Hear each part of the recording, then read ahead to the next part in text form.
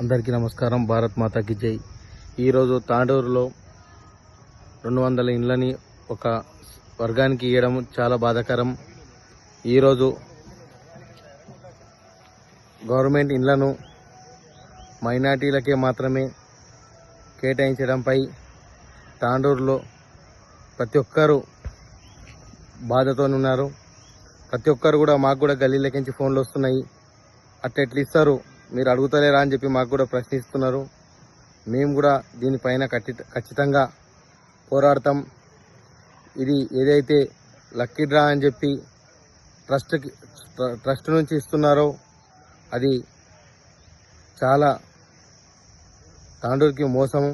ఎందుకంటే ప్రతి ఒక్కరము హిందూ, ముస్లిం, క్రిస్టియన్ అందరము కలిసి ఉన్న దగ్గర ఒక వర్గానికి మాత్రమే, ఒక ట్రస్టుకి, ఇంతకు ఆ ట్రస్టుకు ఎవరికి పని చేస్తుంది అని ఒకసారి మనం అందరం తాండూరులో ఆలోచన చేయాలి.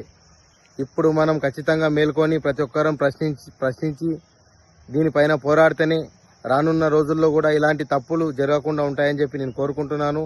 అదేవిధంగా భారతీయ జనతా పార్టీ తరఫు నుంచి మేమందరం కూడా ఎక్కడి వరకు పోతే అక్కడి వరకు దీనికోసం కొట్టడానికి తయారున్నాము. మాతో పాటు మా గల్లీ వాసులు కూడా తయారున్నారు. ఖచ్చితంగా తాండూరులో ప్రతి ఒక్కరు దీనిపైన యాక్షన్ తీసుకోవాలి. దీన్ని మనం ఎదిరించాలి, ఖండించాలి. ఖచ్చితంగా ఏదైతే ఈరోజు డ్రా చేసిరో అది ఖచ్చితంగా రిటర్న్ తీసుకొని ఎవరైతే పేద ప్రజలు ఉన్నారో వాళ్ళకు మాత్రమే డబుల్ బెడ్రూమ్లు, కుల మతం అని లేకుండా అందరికీ ఇవ్వాలని చెప్పి కోరుకుంటున్నాను.